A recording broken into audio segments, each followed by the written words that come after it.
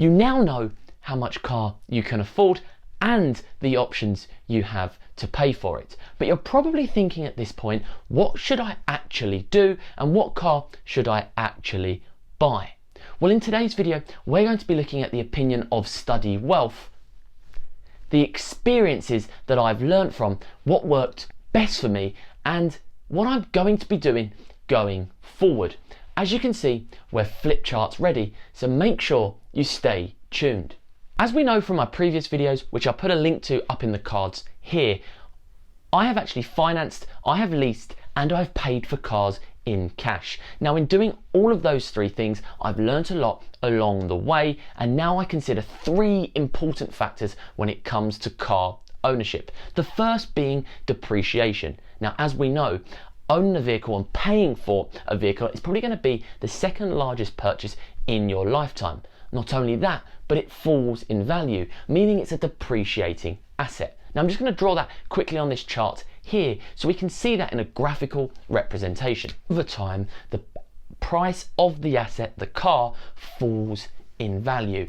Now the second most important factor that I combine with this is the fact that maintenance costs go up as the asset price falls in value. So what I'm going to do here, I'm just going to represent the maintenance costs of a car in my red pen, whereby they actually increase in value over time because the car is getting older and it requires more amount of work.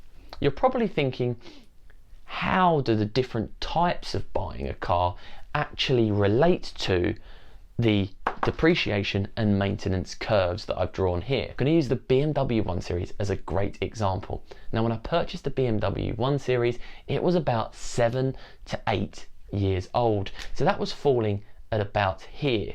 So let's say, for example, I bought the value at this point here. I'm just going to put here BMW 1 Series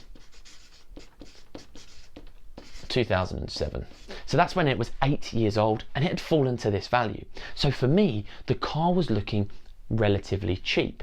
It hit a point where it was falling in value and I could then afford the car with the cash that I had.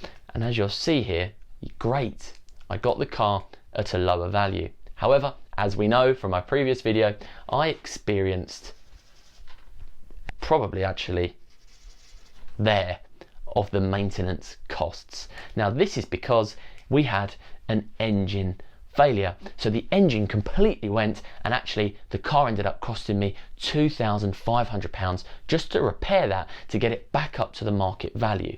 So this is a great example with the depreciation and maintenance curves.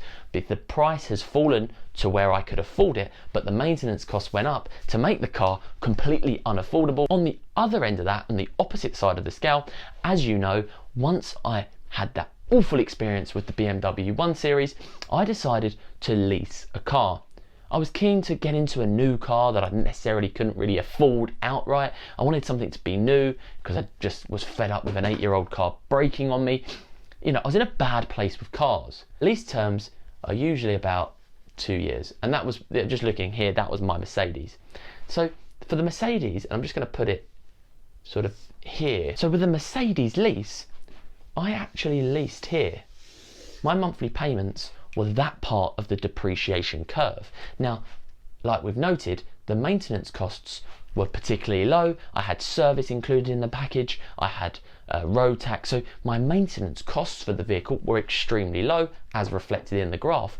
But I was actually paying for the steepest part of that depreciation curve, rather than, say, for example, paying for the car once it's lost most of its value.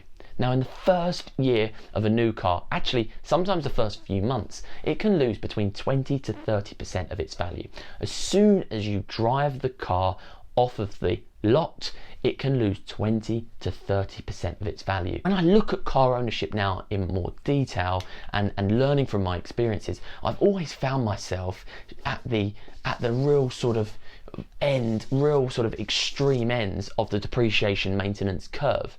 And what I try to do, and you're probably thinking, well, isn't it obvious what the best part of that curve is? Yes, it is. And actually what it's called is almost like the ideal spot to actually buy a car.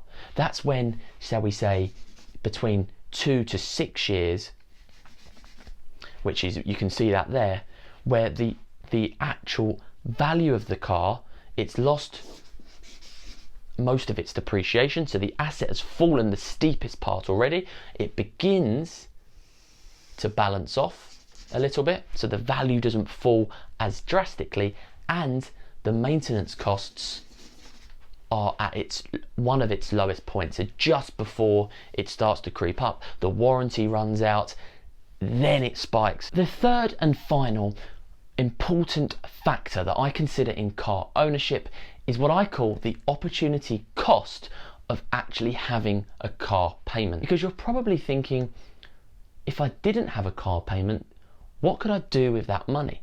So the average UK car payment is around about £220.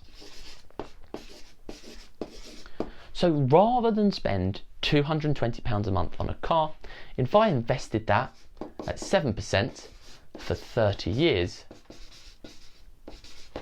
that would equal nearly £250,000 at the end of that 30 years. And that is called the opportunity cost of actually having a car payment.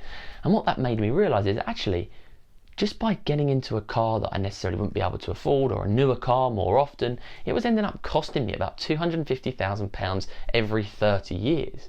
With our life expectancy now, and hopefully for millennials going to be over 100, you can look at 60 years, that's £500,000, that potentially even more, that it could cost you to have a car payment. But you're probably still wondering what you should actually do, and what is the opinion of Study Wealth. If you're getting value from today's video, please like this right now. Press that like button right away, because we're just about to move on to what we should actually do. I mentioned in my previous video here that PCP is the car dealer's dream. Now here on Study Wealth, and looking at the opinion of today's video, I want to make PCP, personal contract purchase, our dream. Firstly, a big recommendation when it comes to car ownership is to become the expert in that car. Understand the specifications, the different types, the different values for the different years, what you can get for the money you have. Just become an expert. And where this is really useful, if you imagine a car dealership, the sales dealer in that car that's going to get you the best deal that day has to understand and know about every single car in that garage.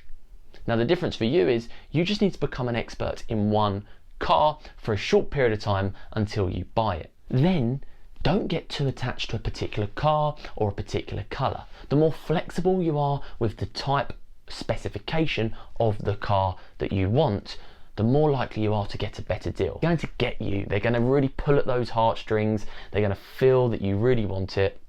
Next thing you know, you've overpaid for the car. So I mentioned making PCP our dream. Now this is a really helpful tip for me when it has come to car ownership, and something I would recommend with you. Now everyone I've spoke to off the back of my video says PCP is the best deal, and it may be for you, but I want you to consider alternatives. I want to make PCP your dream, but in a completely different way. Now, a car coming off of a PCP deal has, one, if the person doesn't choose to buy that car using the balloon payment, then it goes usually on their approved used or certified second-hand car schemes. I'm just going to move back onto the depreciation chart here. So a car that's come off of a PCP deal is actually at the steepest point of the depreciation curve, has been paid for during that PCP period. So it comes off of the PCP deal, usually at about this point here, it may be at the third year here, so it's coming off of it at a period where the main part of the depreciation has already occurred. Now in that period of time, the person driving it knows that they've got quite a high damages fees that they may have to pay, or they've got allotted mileage that they have to adhere to. So what that means is, at this point, basically getting a car that's driven quite a low mileage, it's been driven nicely because they've had to look after it, and it's had the biggest amount of depreciation hit to it. Probably still got a couple of years of warranty, keeping those maintenance costs low.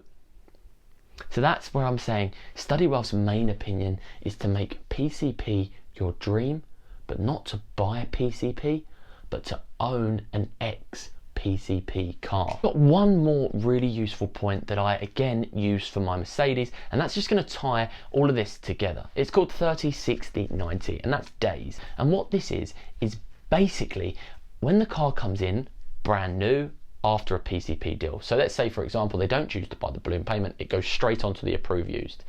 It will sit in that garage for between 0 to 30 days. If it gets attention straight away, that's when it's at its retail price.